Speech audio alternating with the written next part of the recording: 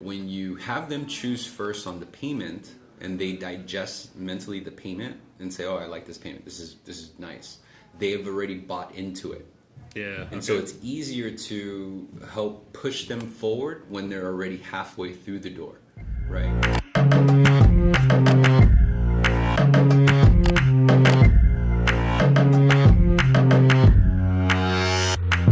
Like, because you're on your first call, right? The application call, you spent like 30 minutes, you got the social, right? How do we set up the appointment? Like, how is that worded? Okay. So yeah, so usually I say, okay, hey, here's everything that I need to make sure I can really tailor this program to fit what you're looking to do.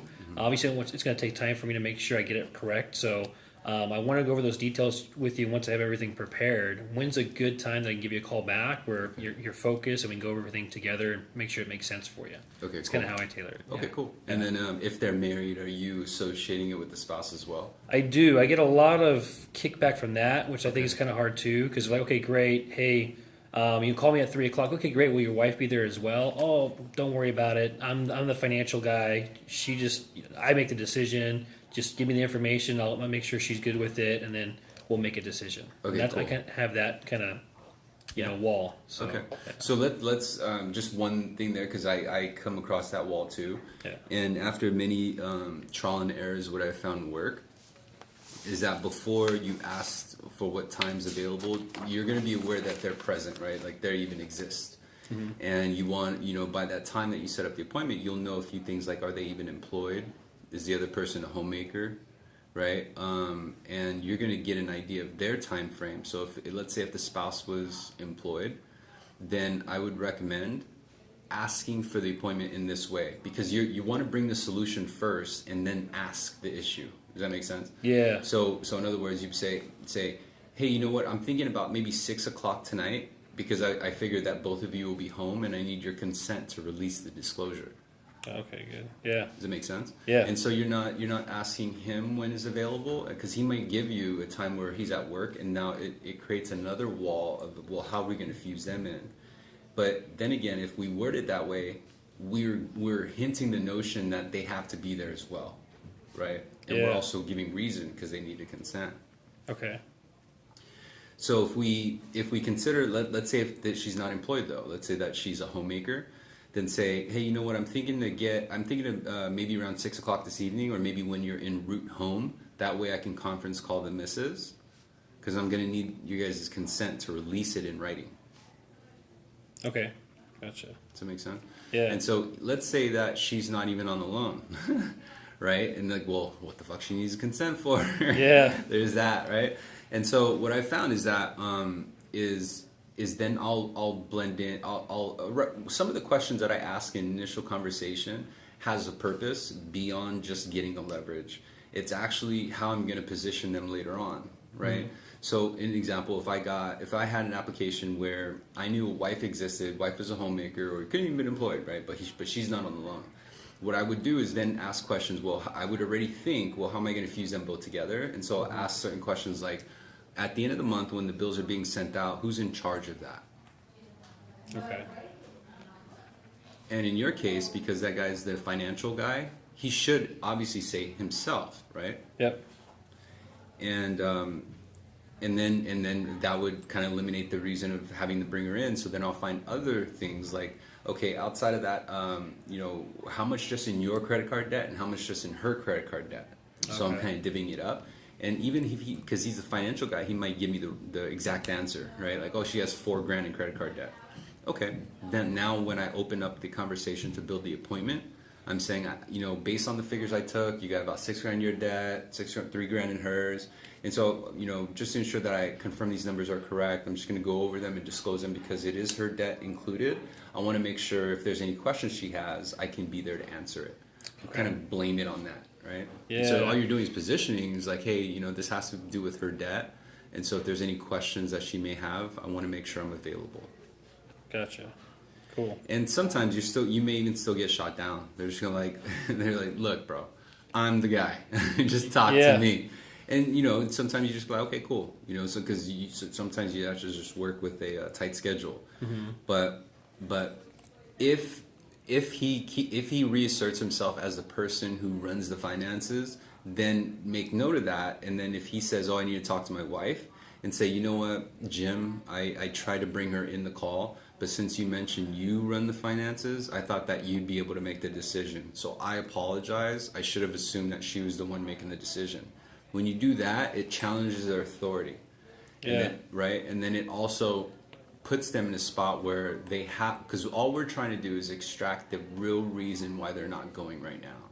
Yeah. And so after we say that, it's important for us to funnel it in two different ways. Kind of like what we went over in the training is saying, hey, I have an idea. I'm going to go meet with my I'm meeting with my manager already for a few clients that I have in Orange County. Mm-hmm. And you know, I'm doing a campaign with past clients that I have, and I want to be able to see if maybe I can help fuse some of these benefits your way as well. When I meet with him, he's going to ask me what it's going to take in order for us to, you know, to get started in the motion.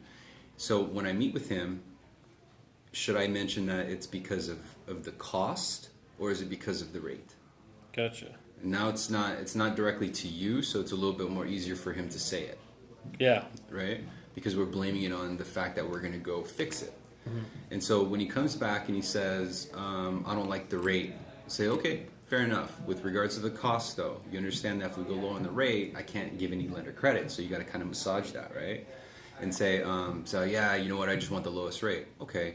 So when I take this to my manager and I'm going to ask him for this price exception, now we're trying to build up the exception, right? Yeah. You have to understand that really you're at 4.5. You're going to ask me to bring him at 4.25. Even if it's a quarter, I'm going to build it up, right? And say he's gonna, you know, I'm not saying that he's going to approve it, but if I build a strong enough case, because I see all the benefit, like I mentioned, we're going through this, that, right? Mm-hmm. So I believe we have enough benefit to justify why we should make a move.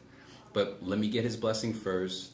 What I do know is he's going to ask me for a full file.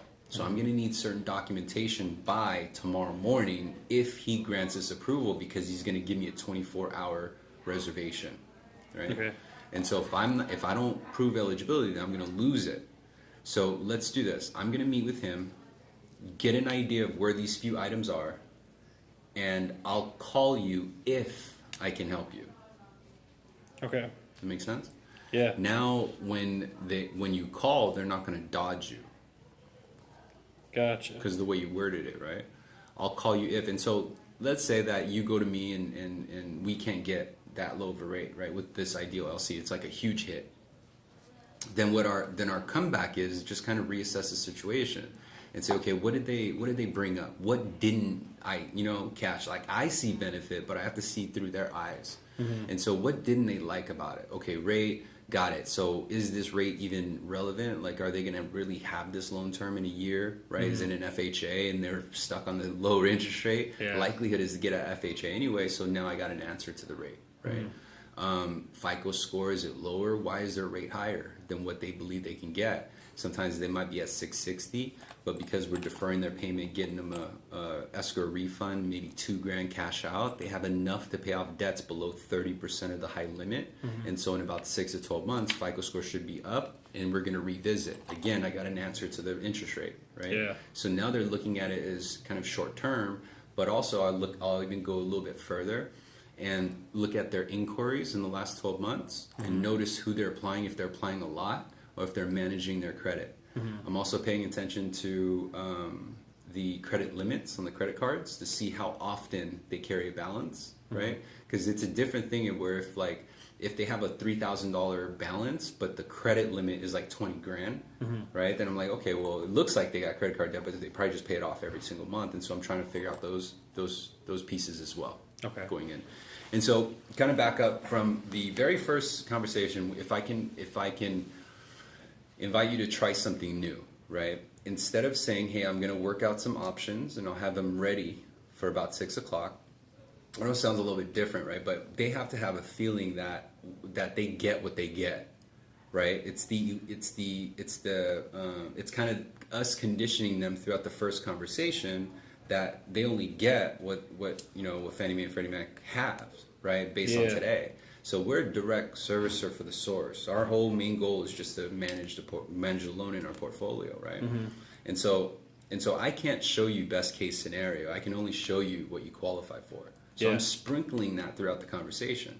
And so at the very end of my conversation, I'm saying, okay, well, it looks like I can do, it looks like that based on the information, I have enough to start putting together the disclosures for you. I'm going to send a request to give consent. I need you to give consent so you can see the disclosures. You don't have to wait for it in the mail. Yeah. Right? And it's just a different way of saying, like, hey, I need your consent. And say, you're sending that to him, right? When you're like on to give the consent, right? Yeah. And so, like, I'll say, hey, well, no, I apologize. It's right at, like, I won't even send it yet because I don't want them to see the loan detail. When it goes out with the loan detail, if you hit consent and you haven't brushed up the loan, it's going to go based on whatever's in that template. Oh, I didn't know that. So if you import it from BV and let's say it was back in the day and it's like 3.75, right? It's going to import to Encompass that way, and it's going to, once we get consent, or you hit, when you open it in Encompass, it says, do you want to send consent? Always hit no. Because if they get a loan detail and it says 3.75 and then we rework it and then we send out disclosures at 4.5, they're going to be like, whoa, what's going on here? Whoops, I know that. Okay, gotcha. Yeah. Okay. Gotcha. So, that's something that I discovered, because it maybe not to that degree, but it would happen where it was being, a consent request and the interest rate was actually higher. It was actually a little bit more appropriate towards where market is. But because they didn't like it, they didn't want to consent because they believe that they're giving, authorization to proceed. Yeah. Right? Yeah. And so I like to hold that back because I want to not only use it as kind of, not like the carrot, but just, hey, here's my compliance, right? Like you're going to make the first call in order to get this consent.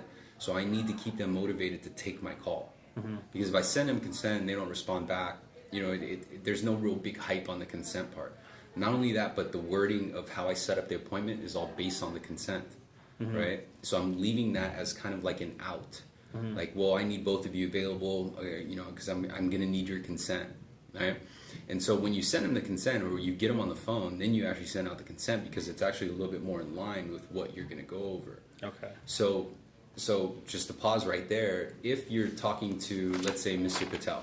Mr. Patel wants 3.25. Yeah. We know it's not available, but we're at a point where we need a consent. We probably priced it up, and we got an awesome deal from Mr. Patel, but it's not 3.25, right? It's actually 4.75, and so when we tell Mr. Patel, like, hey, we got disclosure on your way, if we don't send him a consent yet, then we can fill him out, right? Versus scare him away with the e-consent, because if he hops on and gives consent and sees a loan detail at 4.75. We just gotta be selective. So to each one their own, right? Yeah. So if in the event it does go out, then you just gotta be prepared of what they're gonna see.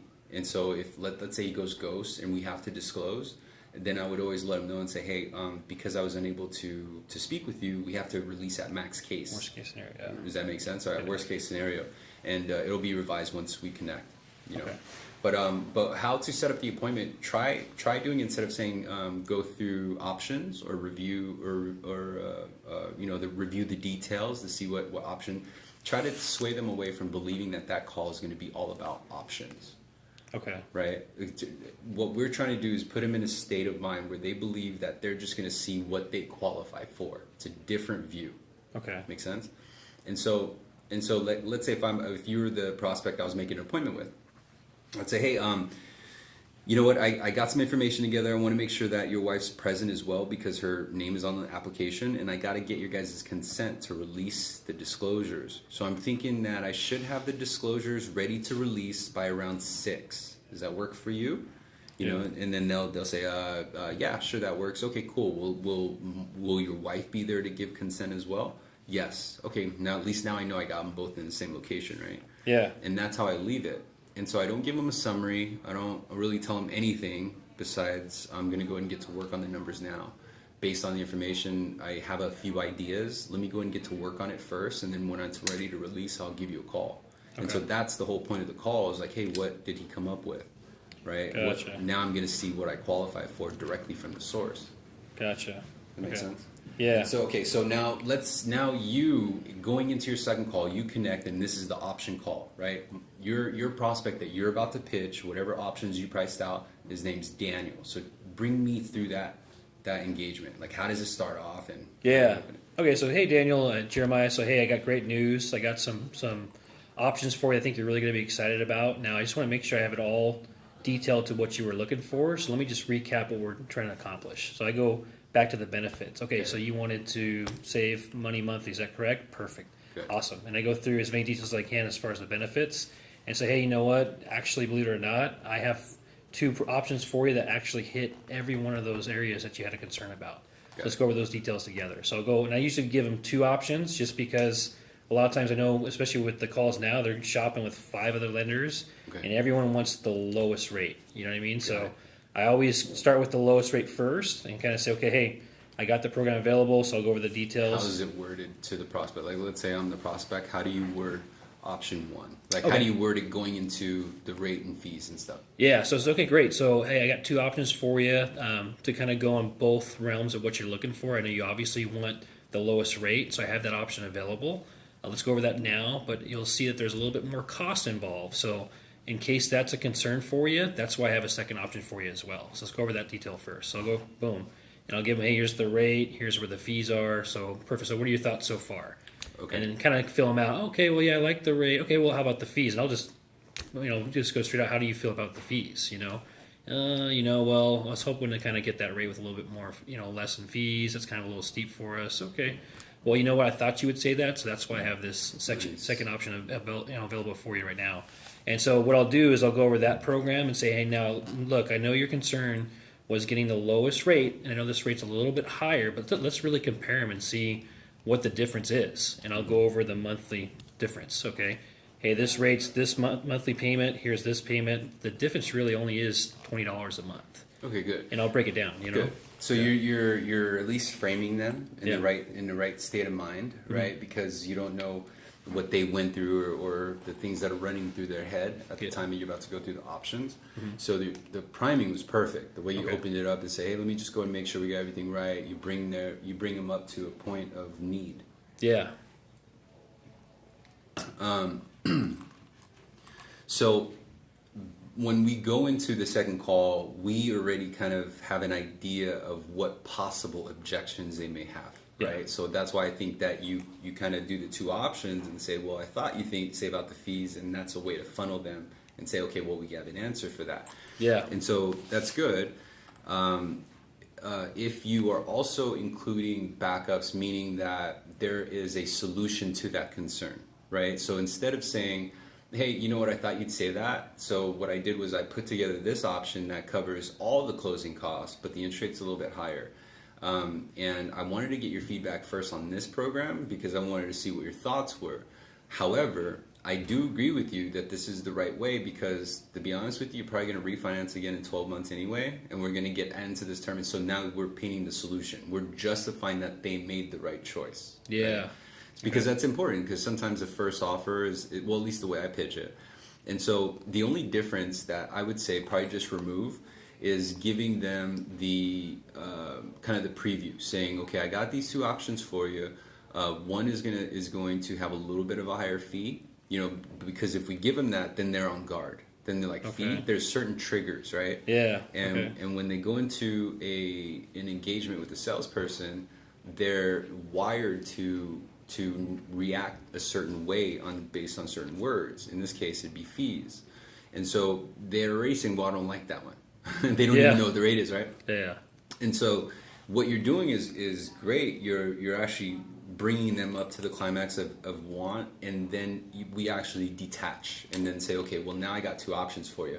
Instead, try to fuse it together. Okay. And so when you bring them at a height of need and say, I know you wanted to free up some money so that you could pay off the debt and pay off the monthly balance of your credit cards or what have you, and you're currently at a deficit, because those are important pieces, right? And I'm sure you're probably getting that because I see your pricing, the way you're selling benefit, which is key. Yeah. And so they're buying into the benefit. So I don't think you have an issue with that. But when you bring it to the point of climax and say, because this is important to you, I have an option where I can bring your total payment from here to here, right? And this is with no closing cost. Or I can bring it even further down and say I could bring it to here, and you just, there's no lender fee, right? Or however you want to word it. Yeah. And so when you have them choose first on the payment and they digest mentally the payment, and say, oh, I like this payment. This is nice. They have already bought into it. Yeah. And so it's easier to help push them forward when they're already halfway through the door, right? Whereas if we give them a preview and say, okay, well, one of my options has a lot of fees, they're backing away from the door. Yeah. That makes sense? Yeah. Where you're doing everything right, you're getting them to climax, they're coming to the door, and you get them at that height where they got 1 foot in the door, all we need to do is shove them. Yeah. Then it's based on selling them on the payment, selling them on the benefit, and then saying, okay, which payment do you believe, I have this option here for you.